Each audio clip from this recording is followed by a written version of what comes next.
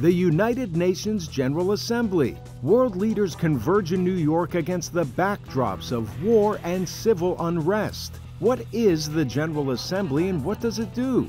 Ukraine's president addresses his counterparts. Plus, the security machine churning behind the scenes. Now, on the Inside Story, the United Nations General Assembly.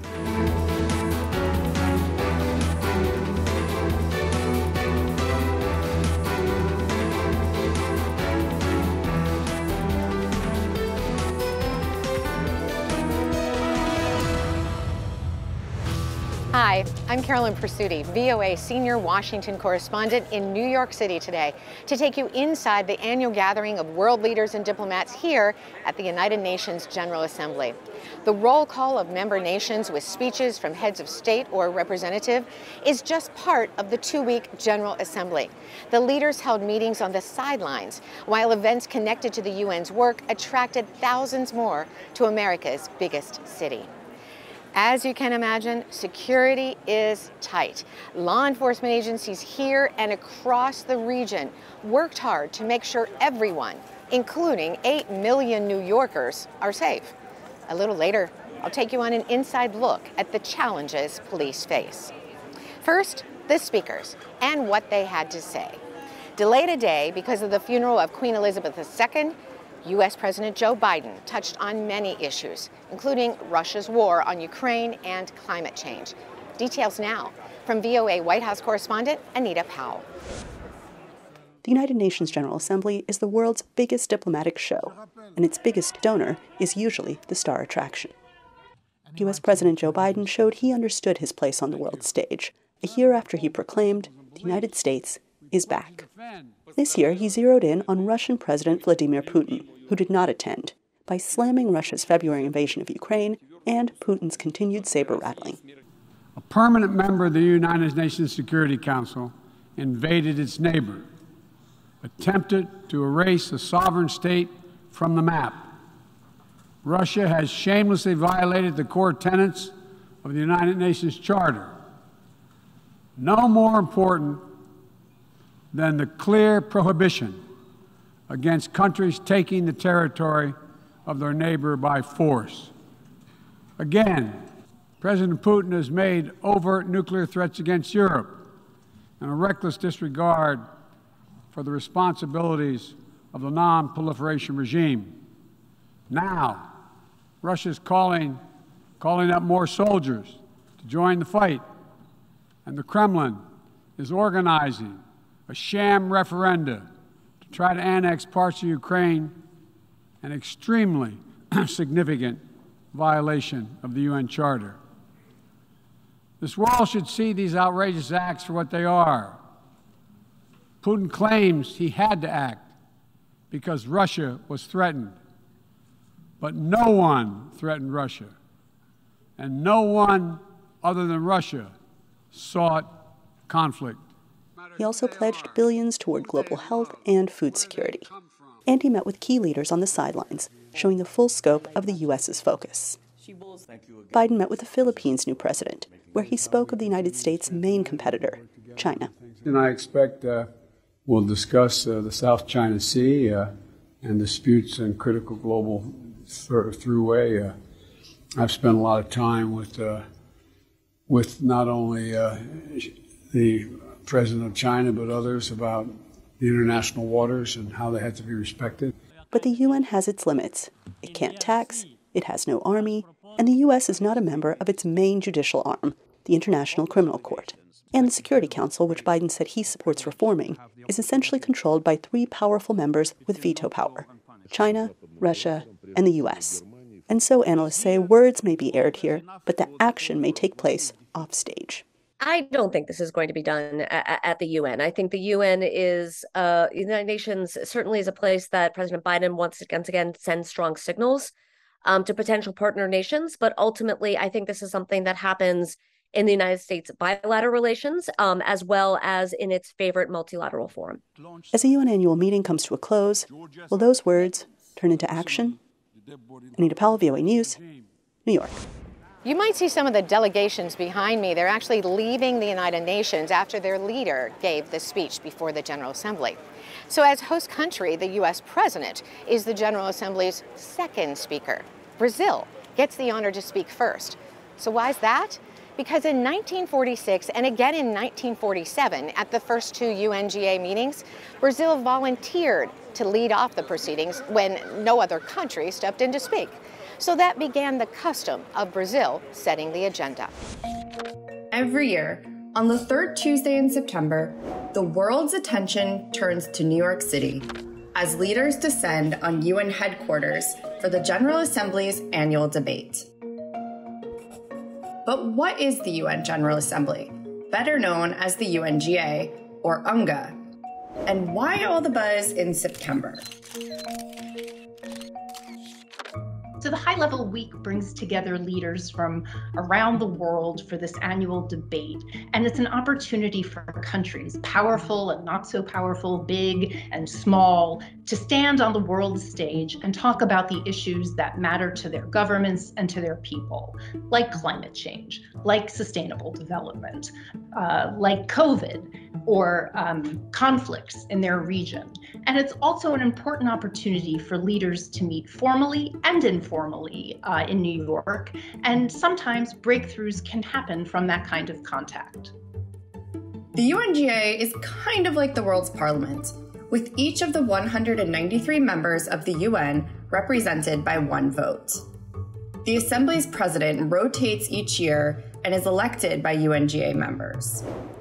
UNGA discusses and debates issues, makes recommendations to the more powerful UN Security Council, and elects the rotating, non-permanent members to the Security Council.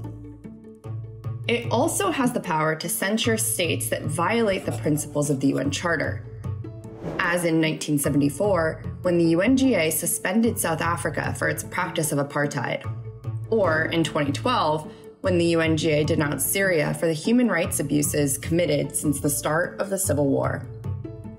And remember the Millennium Development Goals, later replaced by the Sustainable Development Goals? Those were put forward by the UNGA. Part of the reason why UNGA gets so much attention every September is because it draws presidents, prime ministers, and other world leaders, all of whom have the opportunity to give a speech. Usually leaders speak for about 15 minutes, but there have been some notable exceptions, including Fidel Castro's record of 269 minutes in 1960. While world leaders dominate the big stage, there are also plenty of important issues being hashed out on the sidelines. So the side events are important, but there's so many of them. There's usually more than 100. And, with all the speeches going on in the General Assembly Hall, I mean, it's just so much to physically be at during that week. So sometimes they get a little bit lost in the noise of the main events. But they are really an important forum for different voices to come to the United Nations, from civil society, from the youth, from experts in different fields, and from survivors. And they get their voices heard by policymakers and diplomats, and that's important. Often, the UNGA creates an opportunity for activists, celebrities, and politicians to bring attention to important issues. Like in 2021, when the South Korean boy band BTS kicked off the high-level gathering with a performance and speech about climate change, digital communities, vaccines, and the power of younger generations. And in 2019, when Greta Thunberg demanded that world leaders take action to cut emissions. You are failing us, but the young people are starting to understand your betrayal. The eyes of all future generations are upon you. And if you choose to fail us, I say we will never forgive you. For the journalists, it's the busiest week of their UN calendar year. And it's early hours to late nights and running around the building trying to chase diplomats and leaders and break news. We get a between 1,000 and 2,000 journalists in a typical year coming from around the world with their presidents and their prime ministers, and separately covering all the events at headquarters. So it's a big reunion for some of us journalists. We see reporters we haven't seen for a really long time, which is nice, but it's also a really, really hectic week for reporters, toiling from early hours to late at night, processing all those words those leaders say. COVID forced the 2020 UN General Assembly to be conducted virtually, and the 2021 meeting was a hybrid of live and virtual. This year, the speakers were all expected to deliver their speeches in person, but there was one exception. The Assembly voted to allow Ukraine's President Volodymyr Zelensky to deliver a recorded speech. Here's some of what he and other leaders had to say. A crime has been committed against Ukraine, and we demand just punishment. Punishment for the murders of thousands of people. Punishment for tortures and humiliations of women and men. Punishment for the catastrophic turbulence that Russia provoked with its illegal war. Ukraine wants peace. Europe wants peace. The world wants peace. And we have seen who is the only one who wants war. For us, this is a war for life. That is why we need defense support, weapons, military equipment, and shells. Offensive weapons and long-range one is enough to liberate our land, and defensive systems, above all air defense. As for the talks between Ukraine and Russia, they talk about the talks but announce military mobilization. They talk about the talks but announce pseudo-referendums in the occupied territories of Ukraine. We are ready for peace, but true, honest, and fair peace. Food and energy prices are skyrocketing. This crisis requires further international cooperation in order to resolve it. Sudan should be able to guarantee its own food security on a regional and international level, but from this rostrum we call on the United Nations and specialized agencies, as well as regional organizations and brotherly countries, to support efforts of Sudan to meet this objective through transfer of agricultural technology, through capacity building, and through support for the creation of a center for agricultural research. Each time that a year passes without a robust position being taken on Yemen, losses pile up, militias and terrorist groups become increasingly dangerous and are a real transnational threat. We want a lasting peace. This truce showed that indeed we do lack a serious partner within Yemen. We lack serious partners who want peace. The Yemenis know today that they absolutely need to combat sectarian armed groups. Today we insist on the strong position of the Yemeni Presidential Council. We are calling for a renewal of the truce. The Islamic Republic of Iran, with goodwill,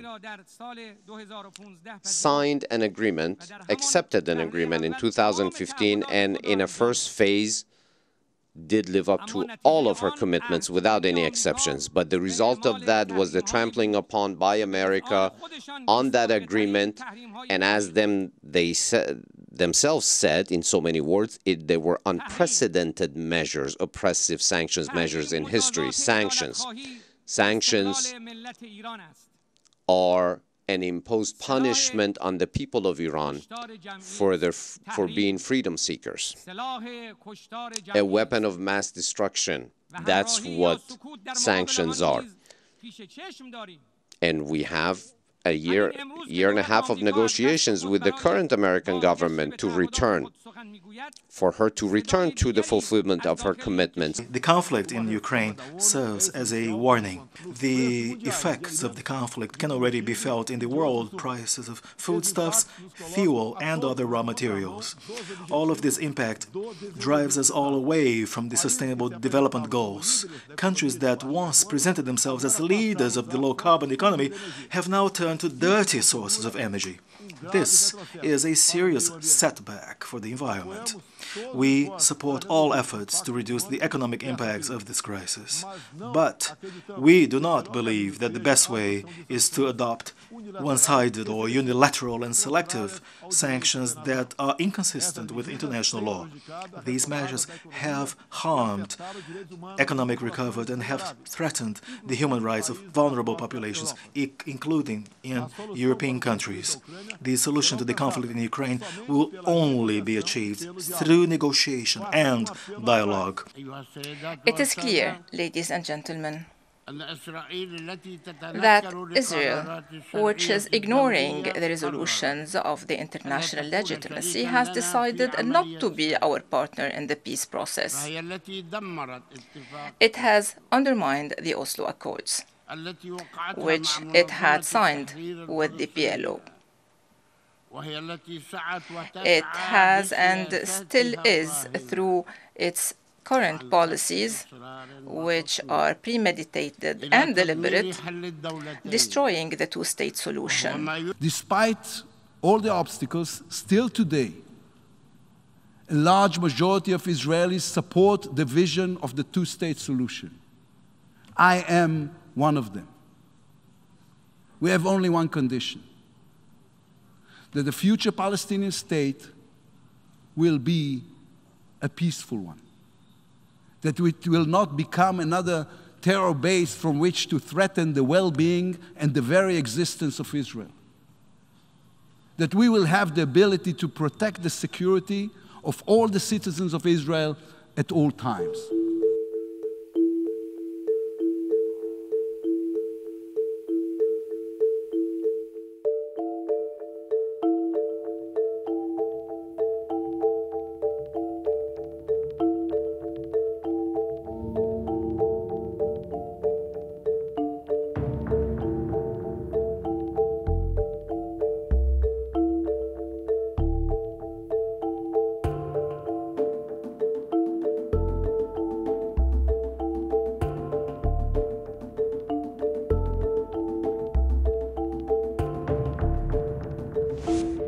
During these 2 weeks, the streets of New York City are quite a mess. Imagine the worst traffic jam that you can. The reason is because there are 200 motorcades carrying the leaders of nations to and from the United Nations. So the New York City Police Department is in charge of their safety, but also guaranteeing that traffic behind me runs smoothly. How do they do that? Cameraman Adam Greenbaum and I want to show you. Imagine being in the middle of this. Bumper-to-bumper gridlock, police cruisers nose to nose. No one gets anywhere fast during the United Nations General Assembly. Unless you are in one of the 200 motorcades driving dignitaries to and from the UN. There's Secret Service, NYPD, and Intel that verify the motorcade that's coming into the area. Only then do they get in. A ride to the United Nations starts in this operations center. The State Department Bureau of Diplomatic Security takes over the entire floor of a Midtown hotel. Radio check. Radio check. Clear. This area gets set up in only 72 hours, but takes 8 months of planning. 1,000 people maneuver more than 100 armored cars, some limos manned with a SWAT team for dignitaries. What our agents are doing out on the field with these protectees is keeping that secure bubble around the protectee. And it's really interesting because that bubble is a moving one, right? We have to make sure that we maintain those rings of security no matter where they go, any time of the day, any place. The U.S. Secret Service handles higher government leaders like presidents and prime ministers. The longer the motorcade, the higher level of threat for the leader. Imagine guaranteeing the safety of Turkish President Recep Tayyip Erdogan. The newly renovated 40-floor Turkish mission is directly across the street from the UN, which some officers call a security nightmare. Now imagine living here within the bubble. Those who do carry their identification cards and plan ahead. For example, I need to go play golf tomorrow, so I've left my golf clubs with a friend on 65th Street. Hi, Ren. Toshi Doskar picks up her child from a preschool inside the bubble. If I'm walking, it's really not a problem. The only issue is if I need to drive. With all the planning and 12-hour shifts, you'd imagine the New York City Police would get a rest after this week. We start planning our next event right away. And it's in Manhattan, where there's always something going on. Imagine that, another traffic jam. There is lots of ground to cover for all 193 speakers during the 2 weeks of the UN General Assembly, which we in the media shorten to UNGA. How best should audiences around the world decipher what is said and why? Fordham University's international politics professor Anjali Dayal is here to answer those questions. Dayal is also a senior scholar in residence at the U.S. Institute of Peace. Thank you so much, Professor Dayal, for joining us today on VOA. Thank you for having me. You know, I've heard someone explain that UNGA is when the world's attention turns to New York City. Why is that? The UN General Assembly is basically the biggest forum in the world for leaders to talk to each other and to express their sort of political plans, their hopes, their aspirations for politics at the highest possible level. And it becomes sort of a central point for organizing the political debates over the next year. The UN General Assembly is not an action body. It's a body of debate and deliberation. It's a place where countries can put their sort of agendas out into the world and demonstrate what they're in favor of and what they're against. The UN Security Council issues binding resolutions, which we mean that when you sign up for the UN, you agree to abide by the terms of the UN Security Council's resolutions. In the UN General Assembly, there are some actions states can take together. One of the biggest things the UN General Assembly does is it sets the UN's budget, which is not a small power. If you've ever worked in an organization, you know the budgetary power is a significant amount of sway over an organization. So it does have that power in its sort of back pocket. But other than that, it's mostly a deliberative body. It makes recommendations. It helps elect some of the members of other UN bodies. So the non-permanent members of the Security Council come from a General Assembly election. The members, for example, of the UN Human Rights Council come from a General Assembly election. Those kinds of things are things the General Assembly does do, but it's primarily a deliberative body. So one thing that's really important, I think, is when we look at the sort of broadening out of General Assembly membership, one of the key things the UN General Assembly has done is help expand the body of world states. So I said, you know, there were 51 original members of the UN General Assembly, and today there are 193. Through processes of like decolonization and independence, joining the UN General Assembly is a way to join the society of world states. So it gives them legitimacy. So exactly, right? If you want to be a body in the UN system and international law, you join the UN General Assembly. You can enter into negotiations with other countries. You can build agreements. You can do things as simple as get statistics on your population collected, which matter a lot to other states. So in that sense, that's a huge accomplishment of the body. It's to organize this body of world states in a way that's sort of legible and understandable to other states. It makes you a member of the world community in a way that few other organizations do, grants that legitimacy. So UN Secretary General Antonio Guterres says this year's meeting took place in a time of great peril. Yeah. And the debate certainly proved that this year, did it? Yeah. For the last few years, in sort of an escalating way, the Secretary General has been trying to sound the alarm on as many fronts as possible about global crises that we can only solve with global action. So things like climate disaster, things like epidemics, things like pandemics. Only global coordination is going to allow us to successfully make our way through. And something that Antonio Guterres has been saying repeatedly, something that we have seen unfold in debates, is that this is an indispensable forum for that kind of problem solving. Back outside now, and that's all for this week. Stay up to date with the UN General Assembly and the latest news on voanews.com. Follow VOA News on Instagram and Facebook, and follow me on Twitter @CarolynVOA. For all those behind the scenes who brought you today's show, I'm Carolyn Persutti from New York City. See you next week for The Inside Story.